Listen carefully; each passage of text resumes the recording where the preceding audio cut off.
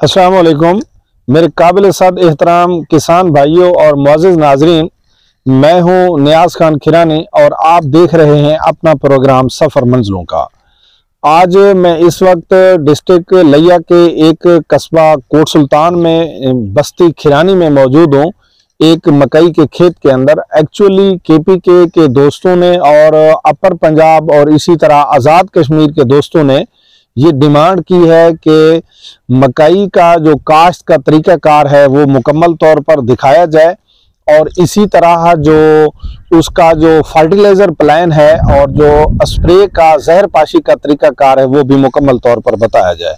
तो नाज़रीन, आपकी मोहब्बत पर मैं यहाँ आज मौजूद हूँ मकई के खेत में। सबसे पहले ये मैं आपको बताता चलूँ कि मकई की बेहतरीन पैदावार के लिए मकई को प्लांटर के साथ काश्त करना सबसे बेहतर होगा कि अगर मकई को प्लांटर के साथ काश्त किया जाए तो एक तो इसके जो पौधे हैं उनका फासला मेंटेन हो जाता है और दूसरा लाइन टू लाइन, एक लाइन का और दूसरी लाइन का जो फासला है वो भी कवर हो जाता है, मेंटेन हो जाता है। सबसे पहले तो ये मैं बताता चलूं कि प्लांटर जो कपास के लिए होता है और तकरीबन जो मकई के लिए वो सेम प्लांटर इस्तेमाल किए जाते हैं, लेकिन इनकी जो खेली होती है उसकी विड्थ को कम या ज्यादा किया जाता है। जो कपास की खेली है जब उसका बेड बनाया जाता है तो उसकी जो चौड़ाई है वो 2.5 फुट तक रखी जाती है, जबकि मकई की जो खेली है उसका जब बेड बनाया जाता है तो उसकी बेड की चौड़ाई 1.5 फुट रखी जाती है। उसके बाद मैं सबसे पहले तो आपको बताऊंगा फर्टिलाइजर प्लान और फिर उसके बाद बताऊंगा आपको जो इसकी जहर पाशी है उसका प्लान बताऊंगा।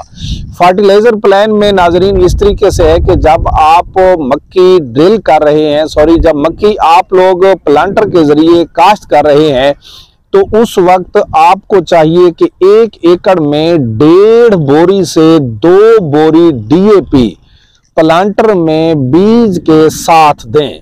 और जब आप 1.5 से 2 बोरी डीएपी दे रहे हैं तो साथ 1 बोरी एसओपी यानी जो काश्त के वक्त आप लोगों ने देनी है 1.5 से 2 बोरी। अगर आपकी तौफीक है तो आप 2 बोरी दें, लेकिन 1.5 बोरी लाजमी डीएपी दें और उसके साथ ही आपने 1 बोरी एसओपी की काश्त के वक्त दे देनी है। इसका फायदा ये है कि जब आप काश्त के वक्त दोगे तो पौधा उगते हुए बड़ी ताकत और कुव्वत के साथ आगे बढ़ेगा। जब आप ये दे चुके हैं उसके बाद पहला पानी हो चुका है, उगाव हो चुकने के बाद आपने आधी बोरी यूरिया की एक दफा देनी है एक पानी पे और फिर आधी बोरी यूरिया की और दफा देनी है और पानी पर। इसी तरह आधी आधी बोरी करके 1 बोरी जो है आपकी यूरिया खाद वो खेत में चली जाएगी। इसके बाद आप लोगों ने करना ये है कि अगला जो पानी होगा उसमें 1 बैग ह्यूमिक एसिड का, यानी जिसकी जो वजन होता है वो तकरीबन 8 केजी होता है क्रिस्टल फॉर्म में, और साथ आप लोगों ने कम अज कम आधी बोरी यूरिया, अगर तौफीक हो सके तो पूरी बोरी यूरिया की आपने साथ फ्लड करनी है। अगर ह्यूमिक एसिड आपको क्रिस्टल फॉर्म में नहीं मिलता तो फिर आपने जो लिक्विड फॉर्म वाला है वो 6 से 8 लीटर ह्यूमिक एसिड आपने उसमें फ्लड करना है। जब आप ह्यूमिक एसिड और यूरिया खाद दे चुके हो तो इसके बाद फर्दर जो आपने देना है, अगर आपकी जमीन पक्के वट की है, पक्की जमीन है, तो फिर आपने 2 किलो सल्फर और 1 बोरी यूरिया खाद इकट्ठे फ्लड कर देनी है और इस तरीके से आप लोगों का जो फर्टिलाइजर प्लान है मुकम्मल हो जाएगा। लेकिन अगर आपकी जमीन कच्चे वाट वाली है तो जो आखिरी 2 किलो सल्फर और 1 बोरी यूरिया मैंने बताई है तो फिर आप लोग उसे इस तरह करेंगे कि 1 किलो सल्फर और आधी बोरी यूरिया एक पानी पे और इसी तरह नेक्स्ट अगले पानी पे 1 किलो सल्फर और आधी बोरी यूरिया जब आप देंगे तो ये आपका फर्टिलाइजर प्लान मुकम्मल हो जाएगा। नाजरीन, ये मैंने फर्टिलाइजर प्लान बताया, इसी तरह मैं आप लोगों को उसका जहर पाशी का जो पूरा मैकेनिज्म है वो बताने लगा हूं। जब आप मकई प्लांटर के साथ लगा लें और मकई उग चुकी हो, जैसा कि मेरा कैमरामैन ये आपको दिखाएगा, इस हालत में मकई मौजूद है, ये देखें इस हालत में मकई मौजूद है। और ये मेरा कैमरामैन दिखाएगा, ये देखिए ये मकई का ये पत्ता जो है ना, ये यहाँ से मुतासिर है और इस पत्ते में मुख्तलिफ डार्ट्स नजर आ रहे हैं, ये पत्ता भी मकई का मुतासिर है। तो नाजरीन, जब ये पत्ते में सुराख भी है, पत्ता मुतासिर भी है और पत्ते में सुराख भी है।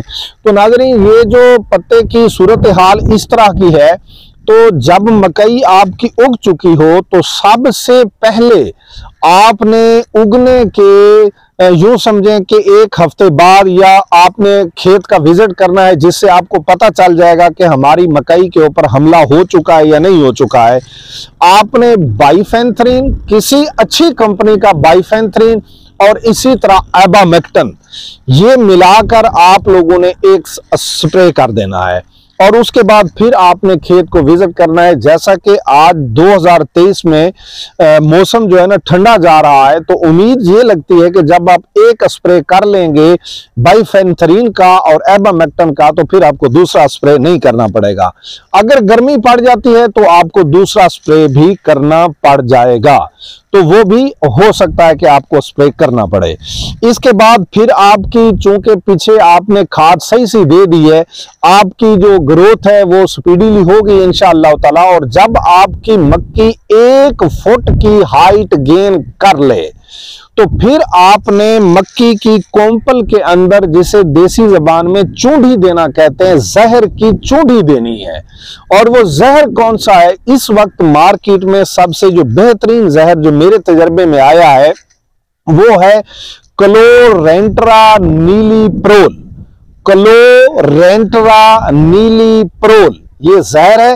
वैसे बहुत सारी कंपनियां बहुत सारे और जहर दे रही हैं इससे मिलते जुलते, लेकिन ये वाला जहर आप नेट से उठाकर देखें, इससे ज्यादा अच्छा जहर कोंपल में देने के लिए और नहीं है। आपकी मक्की जब 1 फुट की हो जाए तो 1 चूंढी आपने उसकी जहर की दे देनी है।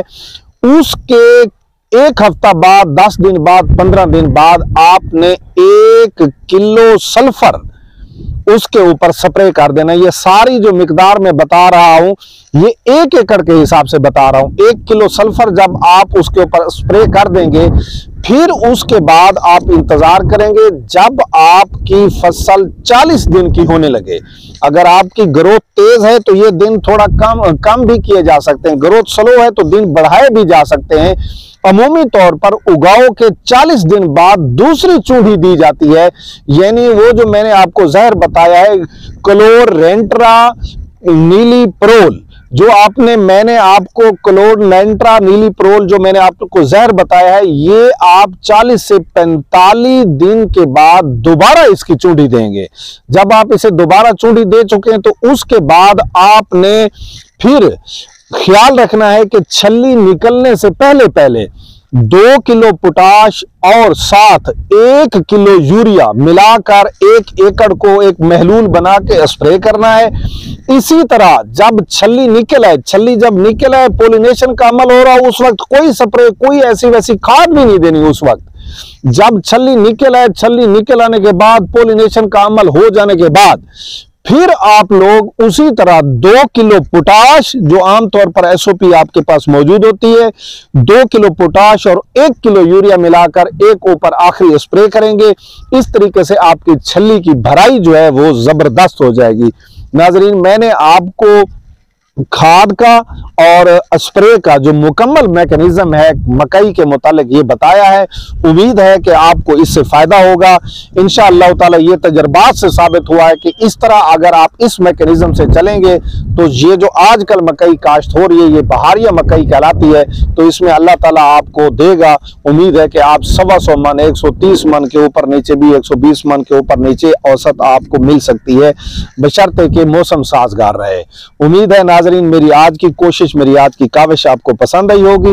नेक्स्ट वीडियो तक मुझे और मेरी टीम को दीजिए इजाजत। अस्सलाम वालेकुम।